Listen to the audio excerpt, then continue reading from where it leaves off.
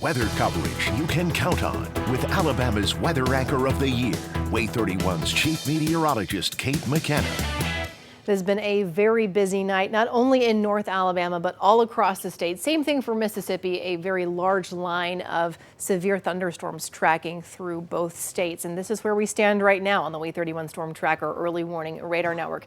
Strongest part of this line is just now starting to impact I-65, but let it be known that we've seen some very strong wind even ahead of this line. And we were a little bit concerned about the fact that some of our strongest winds today may occur before the thunderstorms even arrive, and even outside thunderstorms even once they do move through. So here's what we're seeing right now just towards the southwest of Decatur. I've got my eye on this tiny little segment here, a little bit of a Boeing segment here, so some gusty winds possible heading towards Hartselle. The whole reason for this severe thunderstorm warning to begin with is that threat for 60-mile-per-hour wind, and it is tracking eastward. So Huntsville next in line here, 1033 Fayetteville as we speak. These storms are moving through your area. Arab 1109, Scottsboro 1136, and then finally out towards Fort Payne by 1237. I will watch this line move through the entirety of our viewing area as we go through the next couple of hours. I'll be following any signs for rotation, any signs of stronger wind. Here's another reminder of just how extensive this severe threat is, especially farther toward the south. You'll see that south of Birmingham, we have numerous tornado warnings and a particularly dangerous situation here. Not only do we have this confirmed tornado heading towards Calera, there's the radar site.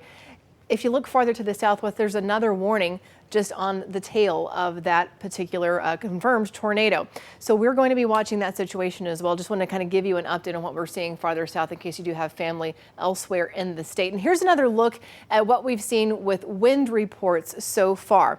21 wind reports just within our area alone. For the most part, they are non-thunderstorm wind damage reports. That means before the storms even rolled in, we were getting these wind damage reports. Thunderstorm wind damage, we do have 3 of those reports so far.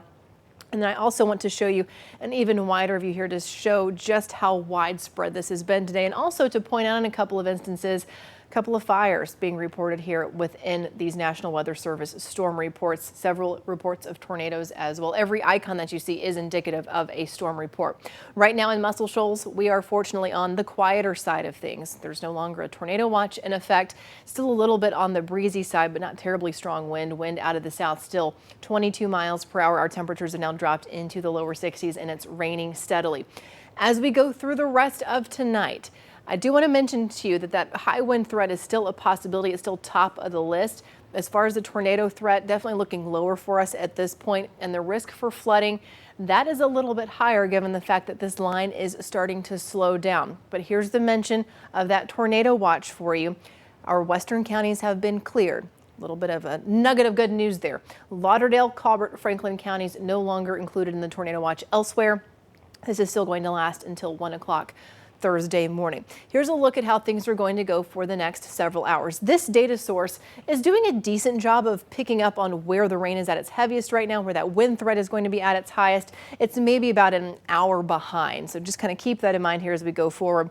By 11 o'clock, we're still seeing the most intense activity remaining. Remember, east of I-65, farther west, things are much quieter. By 1 o'clock tomorrow morning, I know that this tornado watch lasts until 1 a.m., but we may still have some storms kind of dragging through our northeastern counties here, lagging behind. So once we finally get to about 2-3 o'clock, that's when I feel confident that this line is going to be out into northwest Georgia. In its wake, it's just a cloudy sky, still some breezy conditions, not terribly windy. 7 o'clock tomorrow morning would not be impossible for a stray shower, but for the most part, the rain is done with, and we'll even see the chance for a little bit of sun trying to break through those clouds by the afternoon. The high wind warning has been canceled. The wind advisory remains in effect for all counties along and east of I-65 until 1 a.m. Here's why.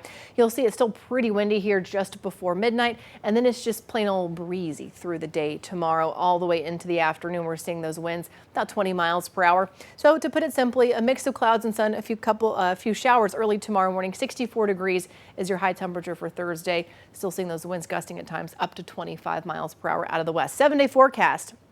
Lower rain chances tomorrow. Chance for a sprinkle is there Saturday. Next chance, if you're wondering, for perhaps some strong to severe storms next Tuesday. We'll be right back.